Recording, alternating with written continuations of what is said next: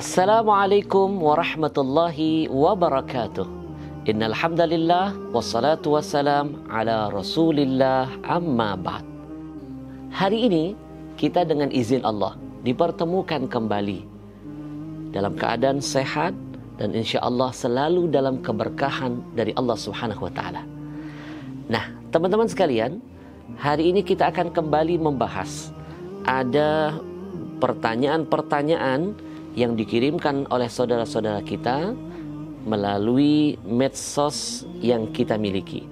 Ada yang lewat WA, ada yang lewat Twitter, ada yang lewat Instagram. Hari ini kita bacakan salah satu di antaranya, pertanyaan dari salah seorang wanita salehah melalui Instagram. Dari Liza Satriani Eka Putri. Assalamualaikum Ustadz. Waalaikumsalam. Perkenalkan, saya Liza. Saya mau minta tolong sama Ustadz.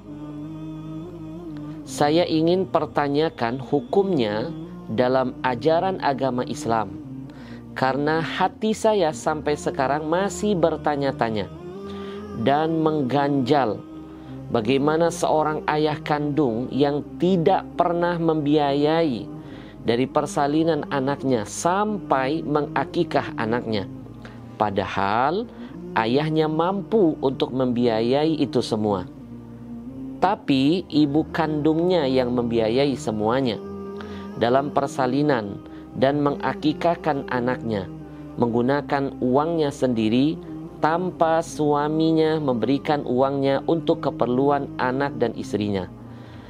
Ustadz, mohon maaf sudah merepotkan, mohon tanggapan dan jawabannya. Terima kasih banyak. Baik, teman-teman sekalian yang dimuliakan Allah. Yang pertama yang harus diingat, wahai para suami-suami yang merindukan syurganya Allah, ingatlah dengan pesan Nabi sallallahu alaihi wasallam. Kullukum ra'in wa kullukum mas'ulun an ra'iyati. Kata Nabi, semua kalian itu adalah pemimpin dan kalian itu akan diminta oleh Allah pertanggungjawaban atas apa yang sudah kalian pimpin. Ar-rajul fi ahlihi ra'in wa huwa mas'ulun an ra'iyati. Contohnya kata Nabi, seorang suami, dia bagi keluarganya adalah pemimpin. Suami pemimpin bagi istrinya, pemimpin bagi anak-anaknya. Dan dia akan diminta pertanggungjawaban oleh Allah atas apa yang sudah dia pimpin. Seorang pemimpin harus bertanggung jawab kepada apa yang sudah menjadi tanggungannya. Suami bertanggung jawab kepada istrinya. Sebagai seorang ayah, seorang suami harus bertanggung jawab kepada anak-anaknya.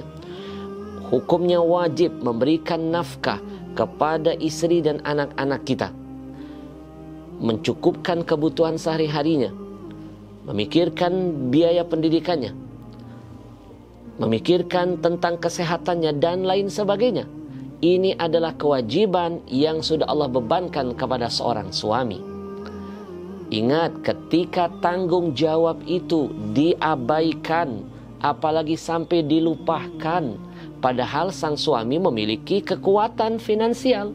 Secara finansial dia memiliki kemampuan, duitnya ada, tapi tidak mau memberikan nafkah kepada anak istrinya, maka ingat, ini hukumnya haramun, berdosa nilainya di hadapan Allah.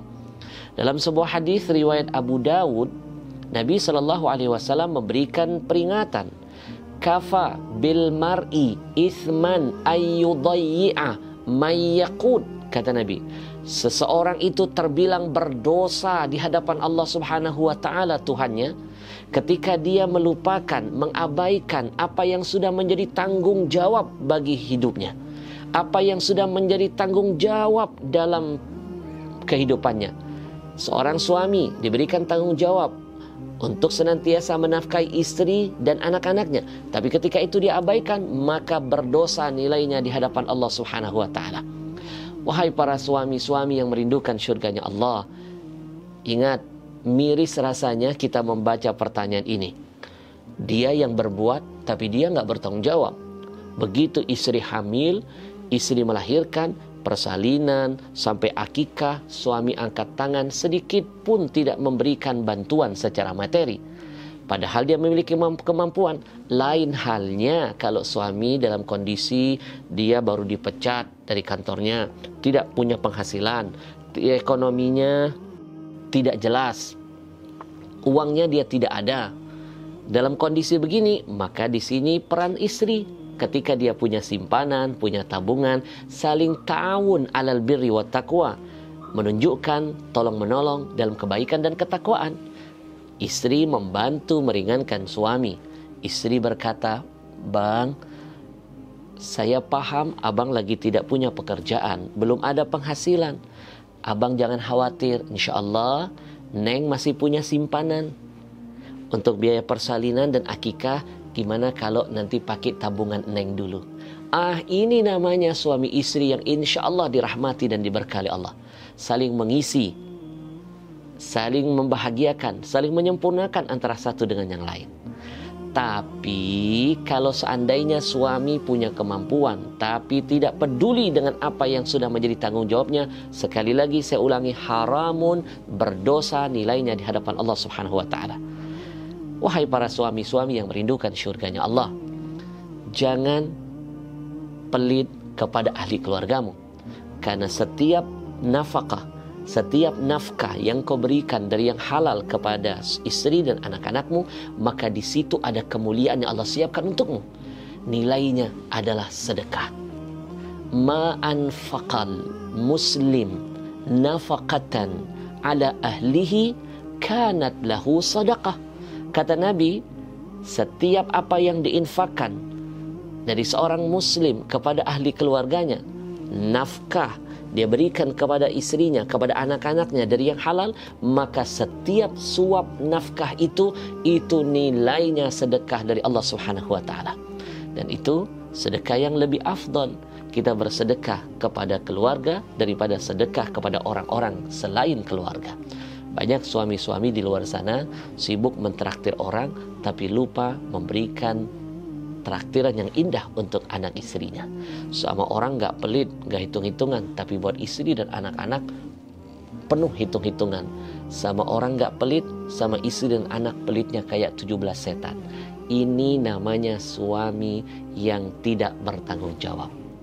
Mudah-mudahan ini menjadi pembelajaran buat kita, khususnya bagi para laki-laki, bagi para suami-suami, untuk senantiasa tampil di hadapan Allah menjadi suami yang bekerja karena Allah, bekerja karena ingin menyelamatkan diri dari hal-hal yang dinistakan oleh agama, bekerja biar makin ibadah nilainya, nafkahnya untuk membahagiakan istri dan anak-anak kita.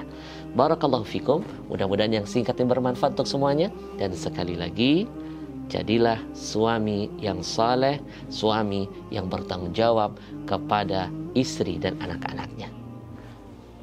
Jangan lupa, bagi yang ingin bertanya, silakan kirim pertanyaannya ke alamat medsos kita di bawah ini. Bisa lewat Twitter, bisa lewat Instagram, juga bisa lewat WA ke nomor yang ada di bawah ini.